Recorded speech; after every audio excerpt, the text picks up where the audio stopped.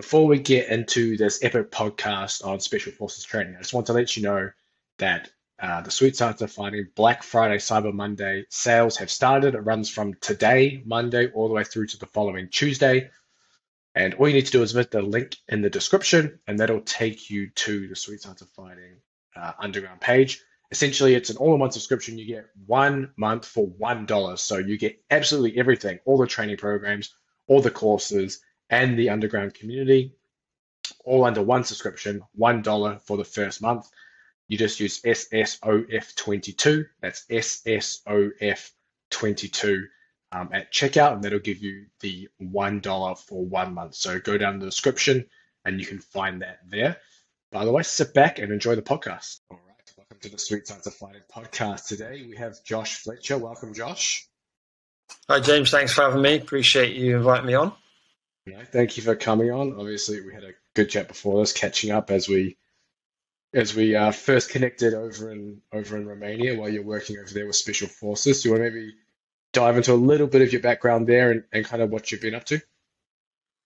Yeah, so I'm performance coach by background, and I've been here, there, and everywhere. Really created this kind of weird and wonderful pathway for myself, which has included work in Olympic sport, pro sport, football, rugby, professional like wrestling as well over in India, boxing over in India, football over in India. And I think I worked across 5 different countries now in India, England, France, Romania, Italy. And then when I was over so I worked at Hinsa. I currently work at Hinsa with a Formula 2 and 3 racing driver. I was previously with Exos over in Romania with their special forces, Romanian Special Forces, which I know we're going to dig into. Mm-hmm. Then prior to that, I did a year in India, and the reasons why I went over there is because I kind of burnt out and hit the wall in some of the jobs I was doing in the UK, so I almost ran away and escaped to India, found a pretty wild and wacky job out there. So prior to that, English Institute of Sport, professional rugby. So yeah, I think about 15 years in now. So got a slightly diverse range. I've been lucky enough to have a lot of that in combat sports, actually, with when I come to reflect on it. A lot of work with GB Taekwondo. I supported them throughout their Olympic cycle in the build up to 2020. 2020? No, 2012. Jeez. 2020. Years. Yeah, so yeah, I've kind of been around a little bit and experienced a few different things. So yeah, India is an interesting one, eh? Like that's still cranking that institute, right? Where basically you're living in house and things like that. They were looking for someone a year or two ago to run the whole program. Yeah, they that's when I joined up that project. It was fresh out the gates, and you know, India being India, they say it's going to happen in January. It will happen in the June, July, and not in half of what they promise you. But, you know, it's a new startup, and what they actually put together from a facilities perspective is absolutely out of this world. I mean, it's certainly something India had never seen. And now, you know, they've got some real good stability in terms of the types of programs that they're offering and running. What you will see in the next kind of 3-5 years is some of those real younger kids who have been there for years. They'll be maturing and coming up through the ranks and winning at major championships. So that's something you're 100% going to see. There's a lot of politics and issues that they have to battle with, and their affiliations and their partnerships with the governing bodies is always a challenge for them. But in terms of what they can offer and their facilities, probably up there with some of the best in the world in terms of the sports side. Well, we might come back to that, but I want to kind of steer this podcast towards Special Forces, tactical strength and conditioning, because there's always I guess we could say a misconception between what Special Forces or tactical strength and conditioning or training looks like and how it is, I guess, used within professional or just amateur sporting context. So do you want to maybe dive into, I think what might be good is just going straight into how you guys actually trained, and then we can kind of build out from there. Yeah, I think the most important thing for anybody listening and anybody who is intrigued and interested in the Special Forces it is they are a group of people that people aspire to and look up to, and unfortunately, there's too many of their philosophies and mantras adapted without real context of understanding what it is they actually have to go and do. Those guys are going to protect people. They're going to war. We are training people for sport, which is running around a field chasing a ball, or having a scrap with somebody in a cage. It's not going to war. It's a bit different to that. I know a fight is slightly a bit closer to a battle, but it's not the same thing. It's not life and death. So there's caveats to kind of everything that I'm saying, and there's some significant lines that need to be drawn in the sand. But in terms of the training we do, I think it really depends on what phase they're in of training. So part of my job was to train their recruits coming through the schoolhouse to prepare them for selection. So if you want to think about selection, if you've ever seen the program Who Dares Wins, I know there's different variations of that around the globe, but essentially it's a TV program where they show random celebrities and people put through a 21-day train up to see if they could make it through. And essentially the selection processes that we were involved in were exactly the same, just a lot more violent. And essentially the content was pretty similar, but the guys going into that pipeline from a military background, instead of being either A, celebrities, or B, random members of the public. So what we did is when I kind of got on the ground, it was to really establish what is it you need them to be able to do. And then we track back based on what a week would look like, what each of their modules looks like. So they've got things like small unit tactics, which would be small movements, but on your feet, small movements for an entire day, moving as a group, another unit, right? Learning how to communicate, move, shoot, move. So they'd cover 10, 15, 20K a day doing that, but at this really, really slow, low pace. And then we had to kind of build that into our training and our programming. So what is it they have to go and do? So what's a module they're in? And then we build our training around where they're at and what it is they need to do. So then we would look at the week, and we knew that there were certain activities that they needed to be able to do in order to achieve some of the basic minimum standards that were part of their assessment structure. And we built a program to be able to ensure one thing, really, that when they got to selection, that they would drop out of selection for reasons relating to mental weakness rather than physical. And physically, like robustness, physical strength, or endurance, whatever physical quality it is you want. We wanted to make sure that they were solid. That was my job, to make sure that they were robust enough to be able to handle it. They didn't always have to be the fittest, didn't have to destroy every single test there was, but they needed to be robust enough to be still standing at the end. If they were still standing at the end, then they've obviously shown enough kind of mental fortitude throughout that process to be warranted to go into the schoolhouse selection process, which is a 6 to 9 month one. So if we look at like a classic week, it would be pretty much a Monday to Friday. They needed to ruck, which for those of you guys who don't know, it's just loaded marching. So a big bag on their back of a certain load, and they needed to be able to do that at a set pace for a set distance in a set time. So on undulating terrain. So we had to build that into our programming. So we would always do a longer ruck on a Friday. That would be our longest one. And then we would incorporate 2 resistance training sessions, one regen session, and run twice within the week. So some of their runs in the selection process were longer. So it varies year to year. So some would be up to 8 or 9 miles, and some would be smaller than that, a little bit shorter. So obviously, one of the biggest factors and variables we're considering is time on feet, and couple the time on feet with what they actually do in their day. If they're in small unit tactics or land navigation, they go out and get lost. And some of these dudes are doing 23K a day because they get lost. They're walking around, and they have to send out a party to find them, and then that's just how it was. But that means that we had to change our training, because otherwise they'll just break. So we would adapt the week based on which group of people were in which module. But essentially, normally it'd be a Monday, they would do a resistance-based session. Tuesday would be a ruck and a run. So they would do their ruck first. They do their run first, which would normally be some sort of tempo-based run. Interestingly, I never ran them for any more than 1K, any one particular interval. So we built up to 1K intervals.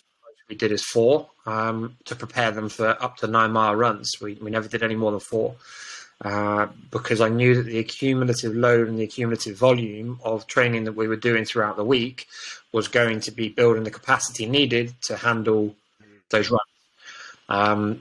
And then we did a tempo ruck, which is to get them used to the speed which they were going to be walking at. And that was literally like sort of 20-30 minutes, where we would just go out with the load on the back and we walk at the exact pace that they were going to need to be walking at, round and round and round and round in a circle. Simple as that. Wednesday was off-beat conditioning / just low level and recovery. Thursday would normally go again and do some resistance training, and then occasionally we would bolt on a bit of a run at the end of that as well, but that would again be pretty small and short and sharp. And then we did the long ruck on the Friday, and that was the training week.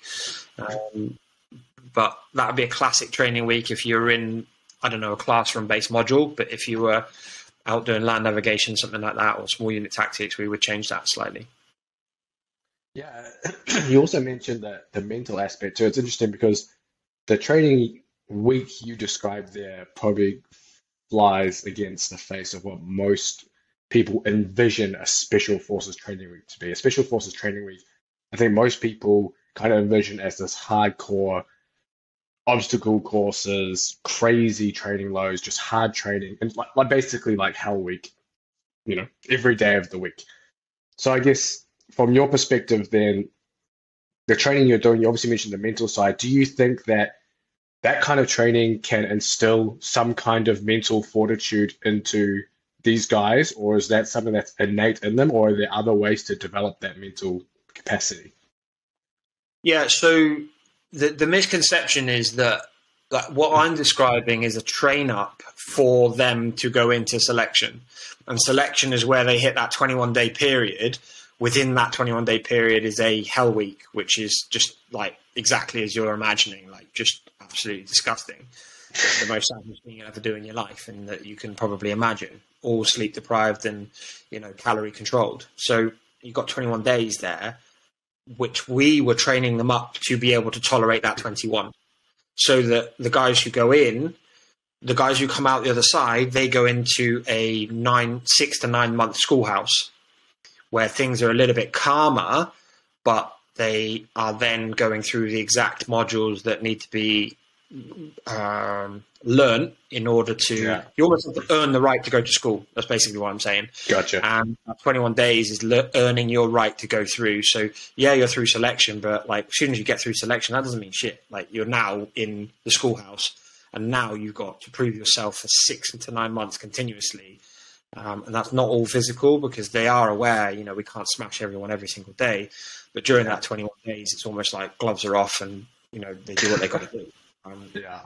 So what we found from the physical training side in the build-up, so an 8-week preparation course to build them up for that 21-day selection, what we found is that the guys that we were training, they've got this point here that's like their individual ceiling. So a lot of people were coming in and they weren't even hitting their own individual ceiling.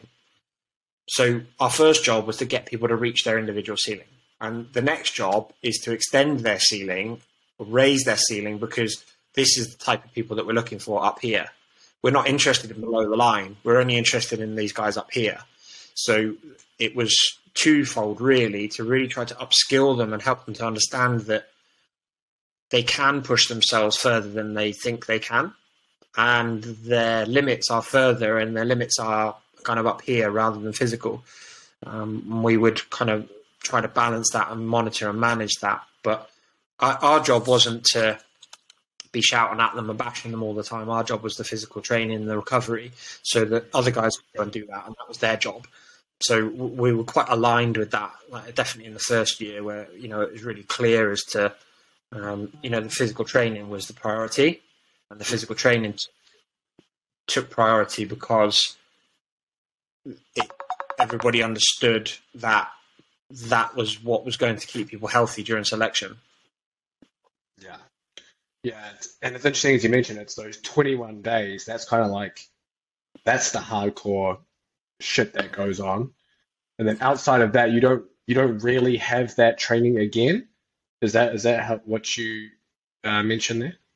You then go into almost a program. Like you go into a more stable, more solid program. So they will train every day, but there's flexibility and mobility as to what that looks like depending on the module. So we would have 3 phases in the schoolhouse year, which was essentially based on developing something, maintaining something, or recovering from something. So, for example, when they were up in the mountains, that was savage training in -16, and knee-high snow. We're not going to be pushing them and absolutely flogging them. But we did get them outside walking. We actually had to walk them around to keep them warm. So they'd do a small courtyard. We'd do a lap actually to walk the snow down. Then we would get on the floor and do a mobility exercise. They'd get up, they'd do a lap, they'd get down, they'd do another one, up, move around, and they do their movement prep every day. When the snow was coming down and it was up to kind of chest height, or we had to do that in the hotel, in the corridors, on the staircases. So essentially. That was a maintenance period where we were maintaining some sort of patterns. We weren't putting any stimulus into them, but we were maintaining them in order for them to go out every day and do what they needed to do, which was learn to ski, move around, like tactical movements, like in the mountains, and all the different activities that they had to do. So that was kind of a maintenance. And then when they finished these really savage modules, and we had maybe like a 4-week training block, we would do at least the first week as a recovery block, and then we could push them for 2, and then we would kind of taper them back down for whatever the next module was. And if the next module was a classroom-based one, we know that we could go pretty hard, which means we could do 2 recovery blocks, 2-week recovery, and they could do, a 3-4 week hit of intensity. And we could back them off, and we would just move it up and down depending on what we knew was coming.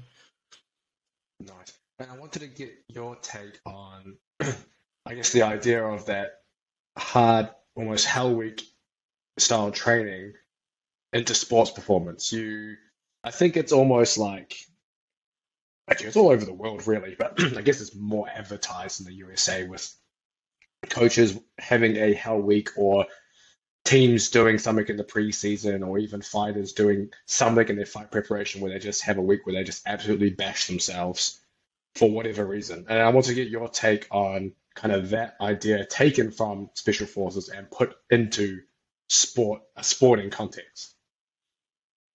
Yeah, it's just a misconception. I mean, what sport lasts for a week? What sport actually lasts for that duration non-stop? Where your sleep's involved in that, and it's just a bit dumb, really. I understand that you have to go to a dark place, but you can do that in a way that's going to facilitate the sport. So, obviously in combat sport, a lot of you guys will have come across shark tanks before. So, if you don't know what it is, you keep the one guy in the middle and you keep rotating the opponent, and whether that's grappling or boxing, whatever it might be. That's an effective way to develop skills under fatigue and to do something that's very sport specific. And it's just outdated. It's outdated, and it's not sensible to take these ideas and these philosophies and apply them to sport, because they're not doing the same things. If you go and employ some sort of Hell Week in your training, then you're going to run around and chase a ball around. You're not going to go downrange and fight. and they do Hell Week because they need to weed out the people that aren't supposed to be there. There's a 75% dropout rate in Special Forces from the minute they walk through the door all the way through to the ones who graduate. And it's almost to the T.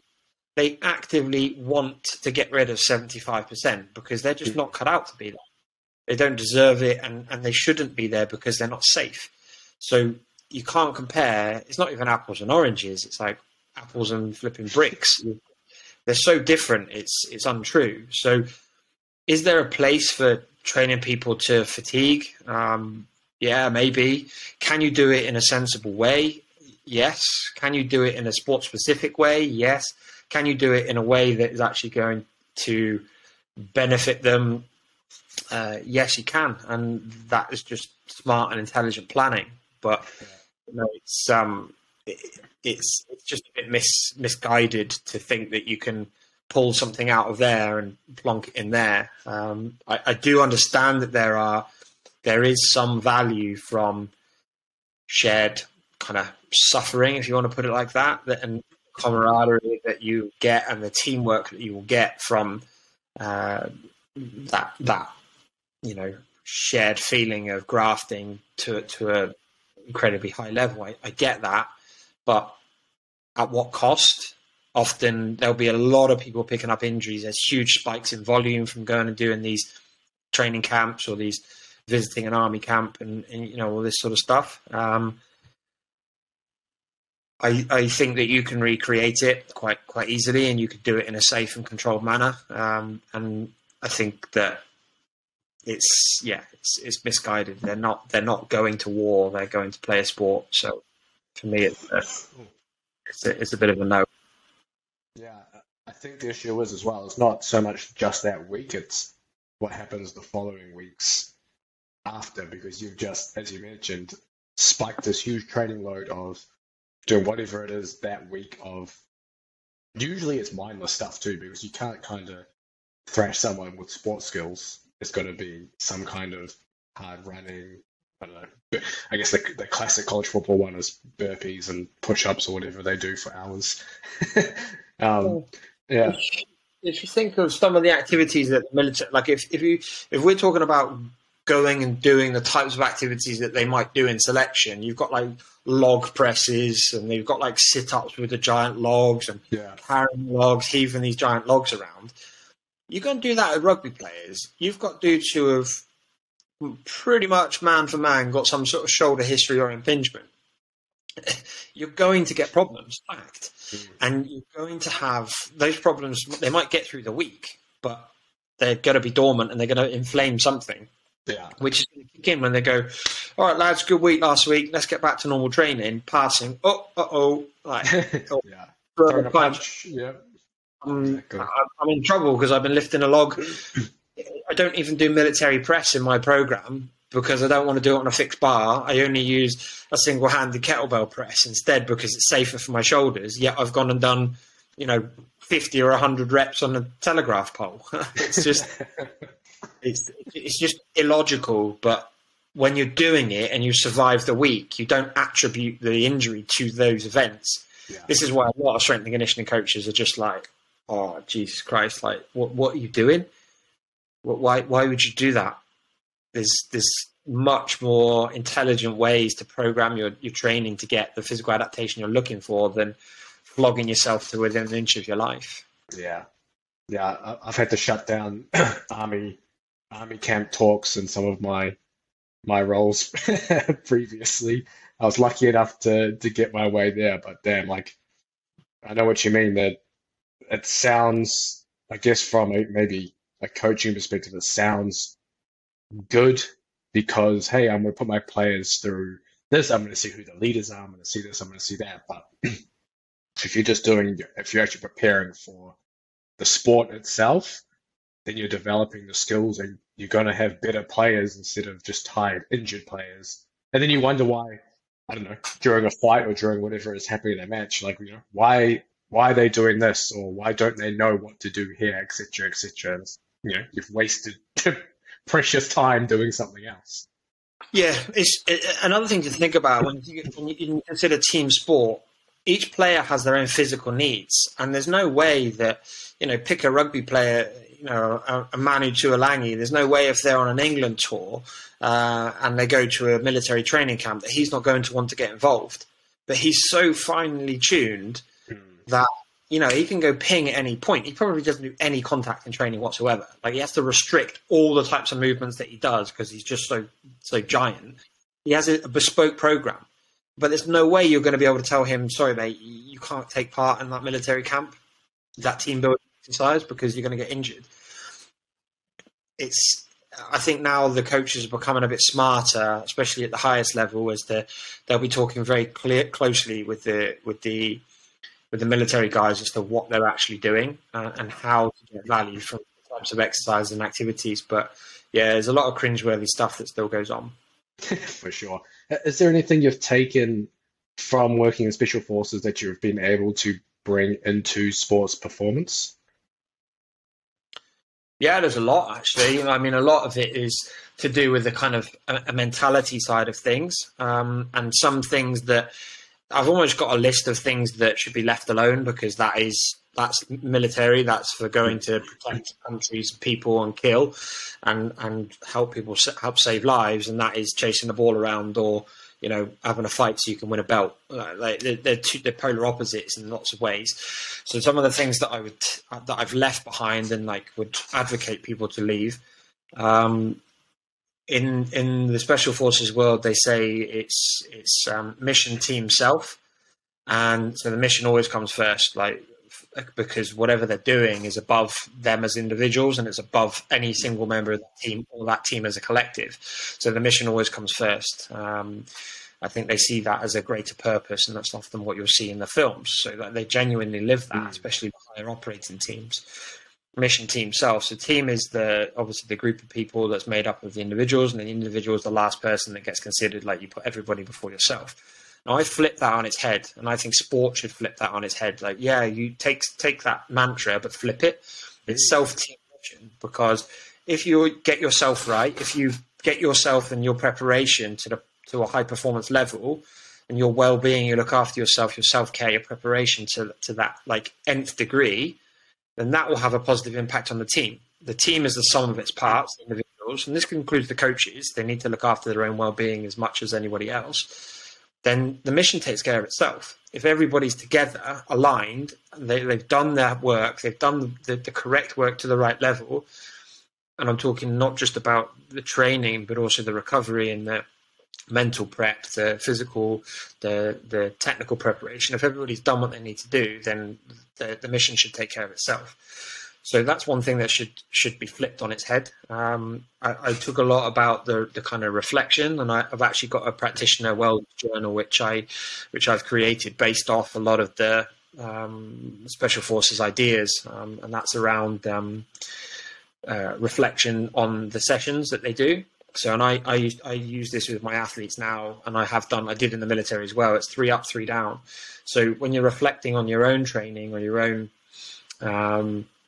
sessions, if you're watching this as a coach or even as an athlete, you will say 3 things that went well and 3 things that didn't go well, or that you want to improve for next time. So often we're so driven for more and better, we're so driven for performance that we focus on the things that didn't go so well. But the problem is when we do that is we don't reinforce the positive habits. We don't reinforce those things that went well. So we prevent ourselves from reaching, from sustaining that high performance, and we prevent ourselves from creating super strengths out of those things that go well. If we are too negatively focused, which is very common as coaches and practitioners, if we're too negatively focused, then what we do is we have just this revolving door of things that went well, but they keep changing. And this 3 up, 3 down philosophy came from, I was fortunate enough to go on a NSHQ, so NATO Special Forces Headquarters Mental Performance and Resilience course. And one of the stories that they told was about a 12-man ODA, so that's Operations Detachment Alpha. That's a group of people that go into that's a group that goes downrange, and how they break up the Special Forces guys. At least they did at the time. And they would go in and they would clear a house. So clearing a house is essentially just doing whatever needs to be done when they're in there. That might be eliminating a target, or it might be extracting someone, hostage rescue, that sort of thing.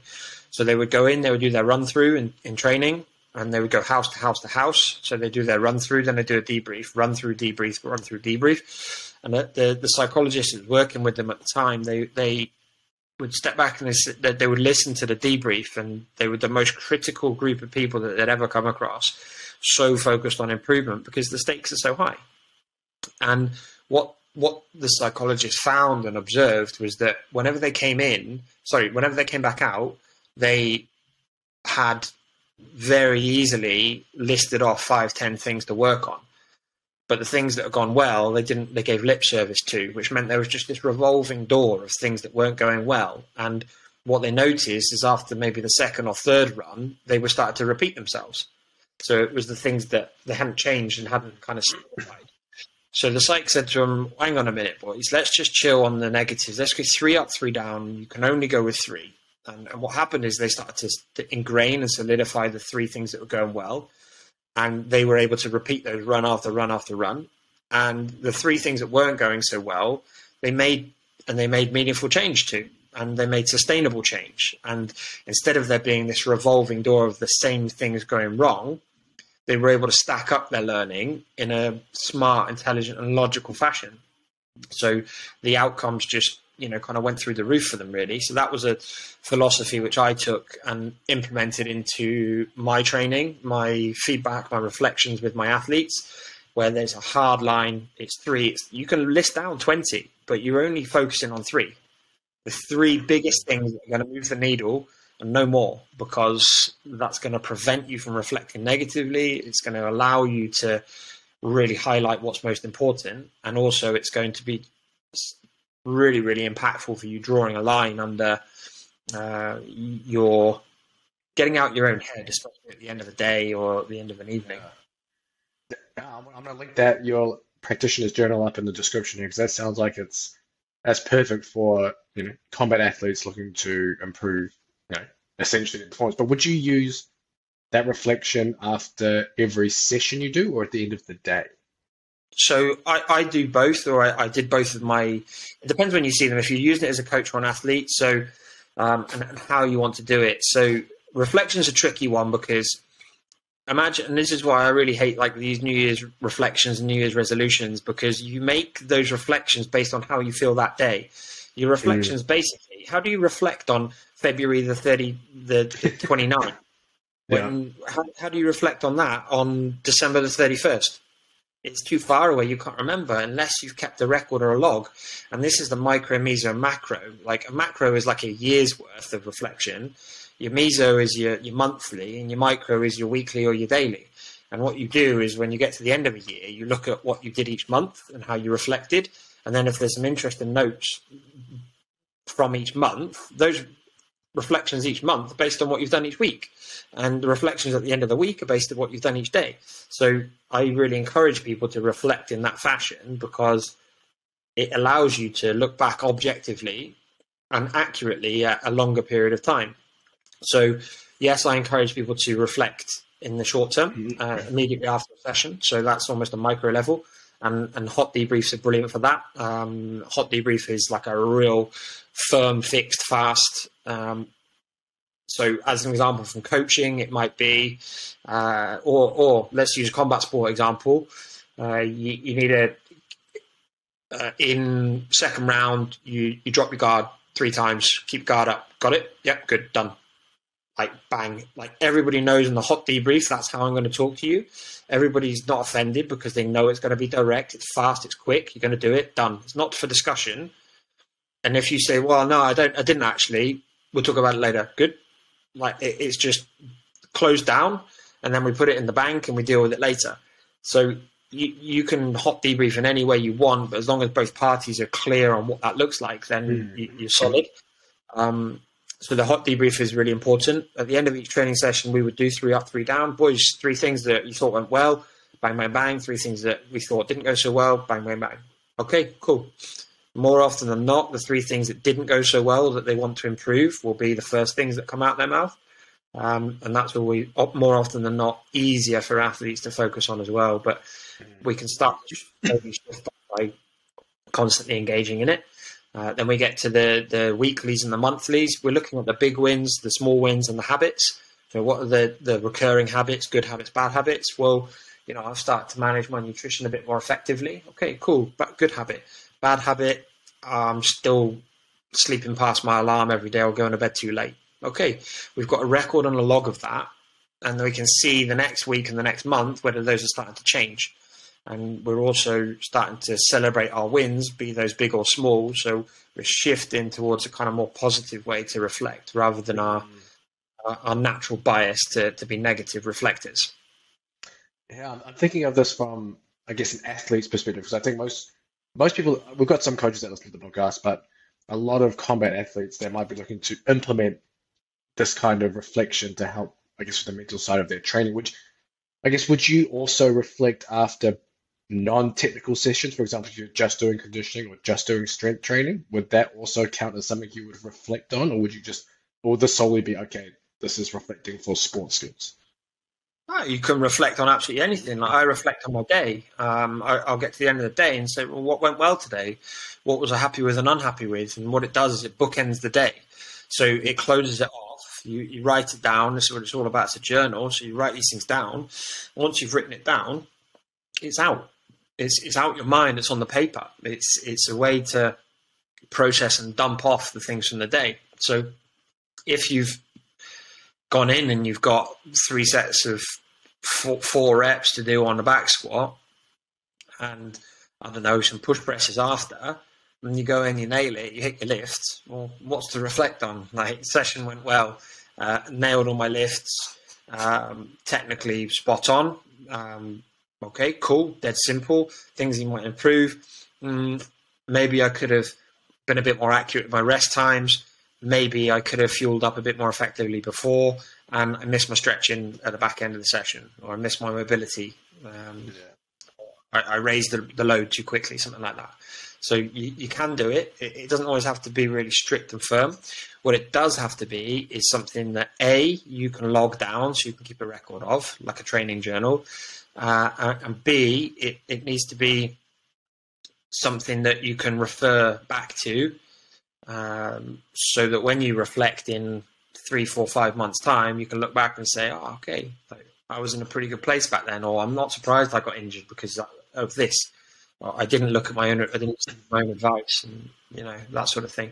So reflect as you see fit, but ensure that you're following a bit of a process when you do it. And 3 up, 3 down is a great way to do that.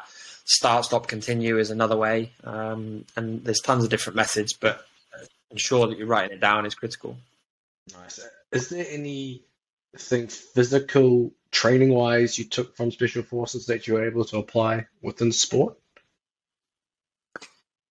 Yeah, definitely. So the one of the biggest things was an accumulation of load having a capacity-based impact. So as I mentioned, these guys had to run 9 miles in selection.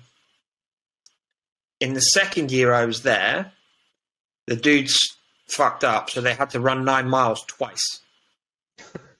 They had to do 9 miles. They had a little bit of a break, and they messed up the first 9 miles for reasons I won't go into. But they got made to do it again. So they did 18 miles. 18 miles, right? The furthest that they'd ever run in one single occasion in training with me was 1K. The most amount of intervals they'd done was 4 1K intervals.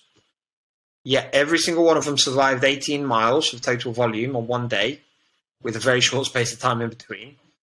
And every single one of them got a better time on the second 9 than the first 9. Wow.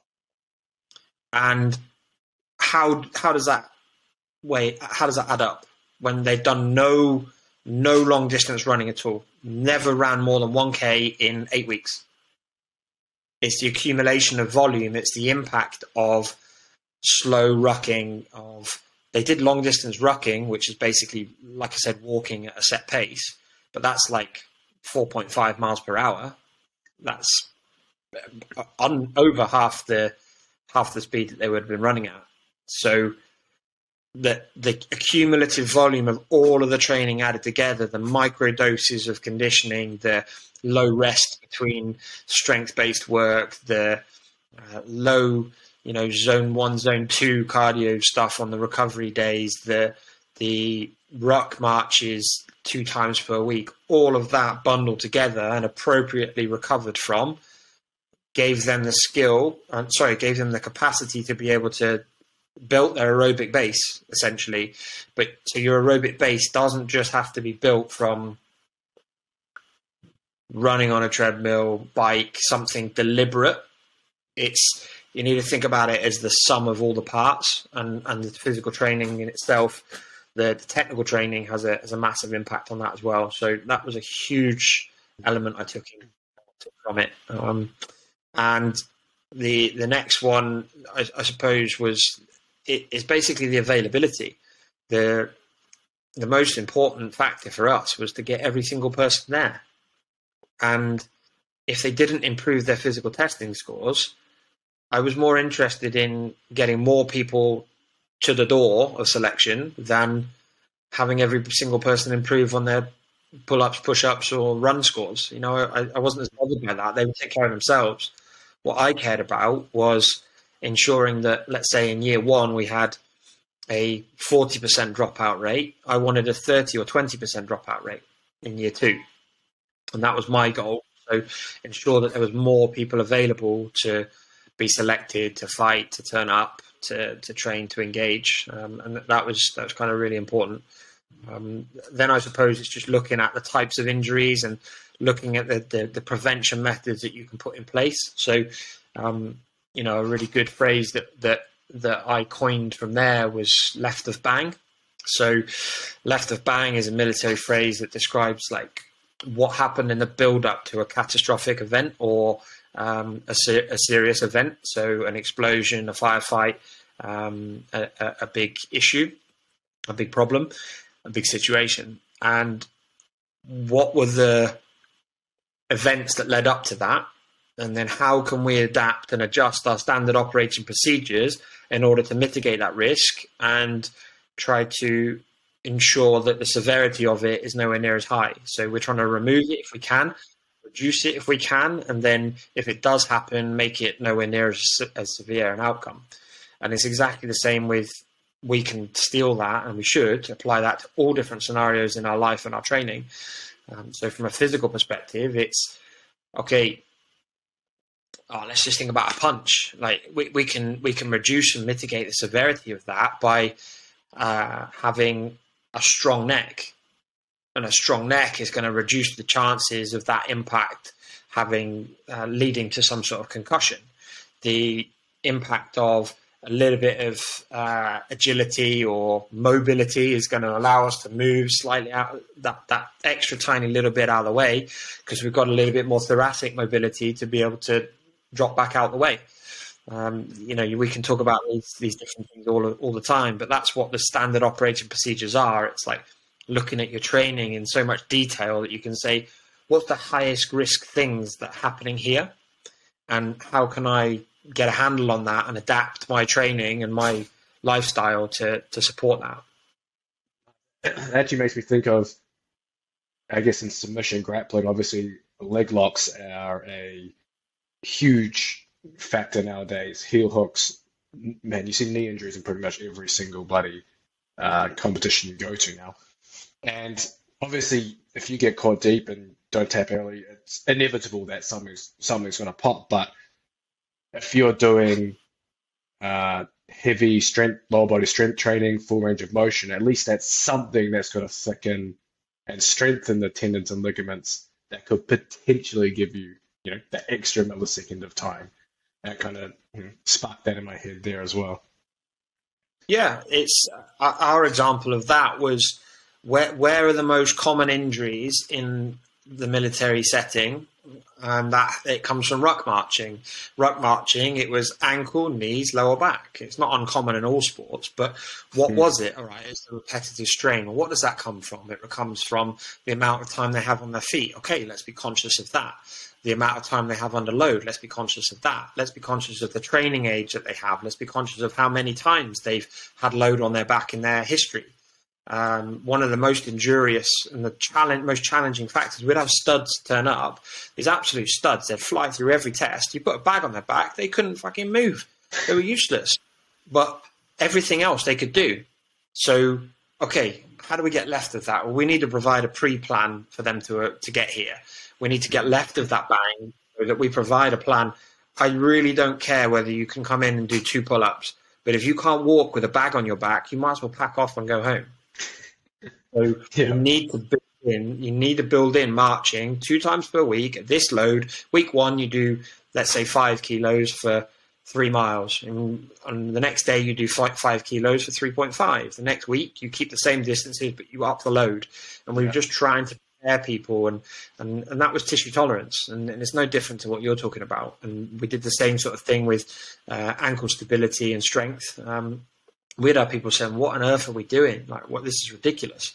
And then we go out and we talk to the instructors as to, you know, what's all the injuries that people are normally getting when they go and do their marches. Ankle, ankle, ankle, ankle, ankle. No ankle twists, no ankle turns. And what's happened? No one's twisted their ankle. Well, we're doing quite a lot of work to support this. So, yeah. This might be highly hypothetical, theoretical. But you mentioned obviously the accumulation of volume is that thing that built the capacity. Is there a way theoretically that you could see it being applied to combat sports in terms of training?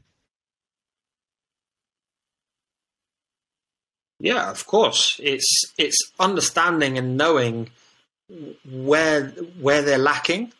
So it might be that if you were to consider heart rate, so it's very difficult in combat sports to like keep a heart rate belt on the whole time. But if you think about the intensities and the zones, it might be that the vast majority of work is done in, you know, zone 2, 3, 2, 3, 4, and you actually only need to hit a bit of 5 and a bit of 4, and that's all you need to do from a conditioning perspective, and then you cover the whole spectrum.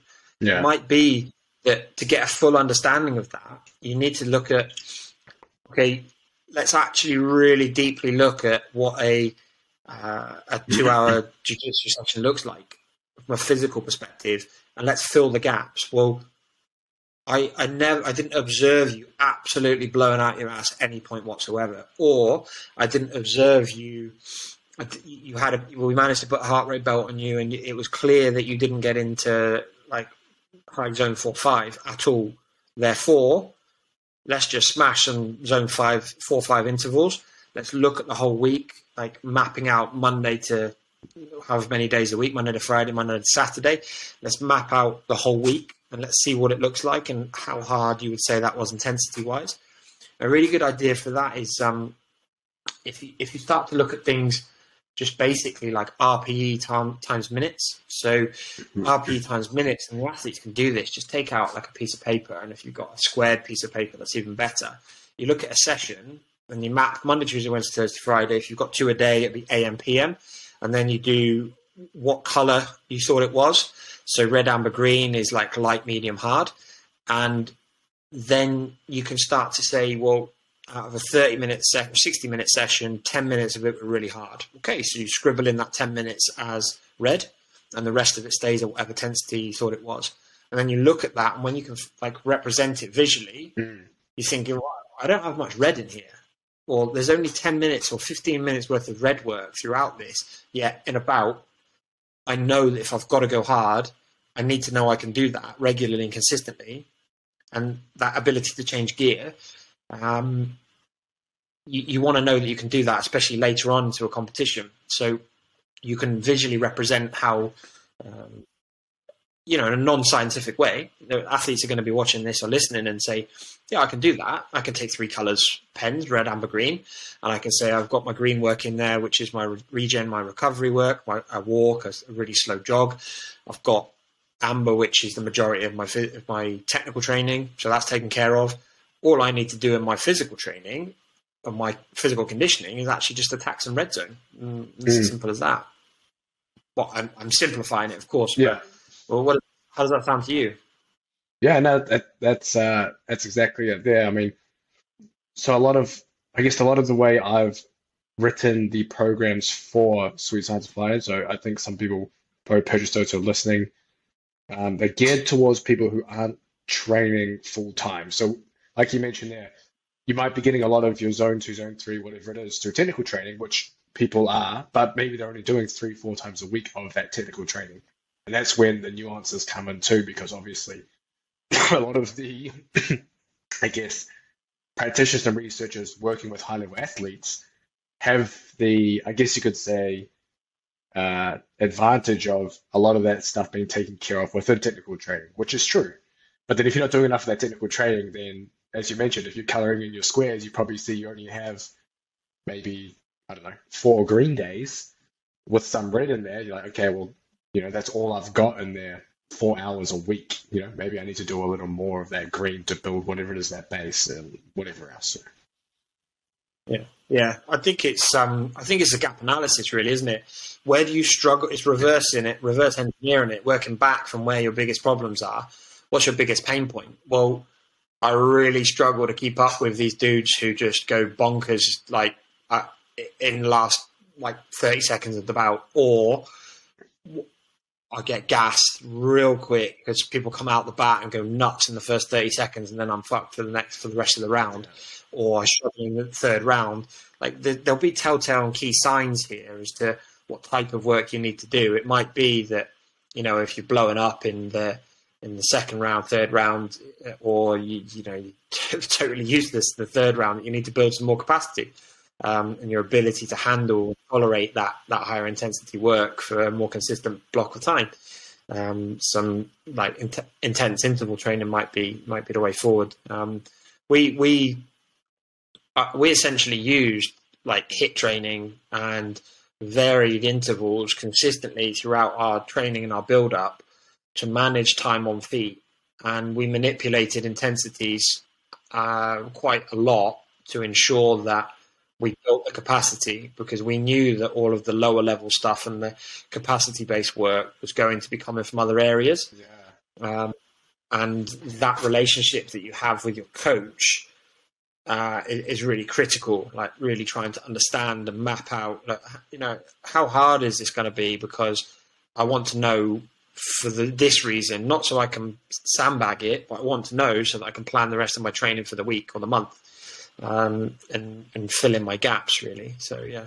No, this has been an insightful podcast and lots of actionable tips and information for fighters and coaches out there. But if people want to follow you, Josh, and find I'll link your journal down in the description too, but if people want to follow you, where can they find you?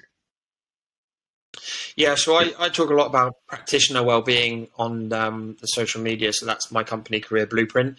I also do quite a lot of different consultancy and programming for different athletes as well. So on Twitter, you'll find me at Coach Blueprint 1, and on Instagram, it's Career Blueprint. So at Career Blueprint.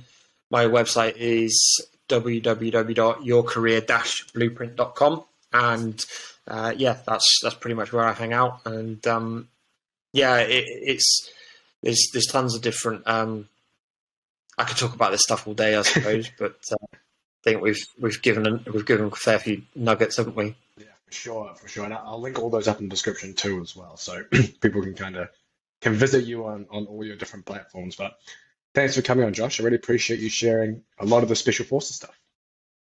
My pleasure.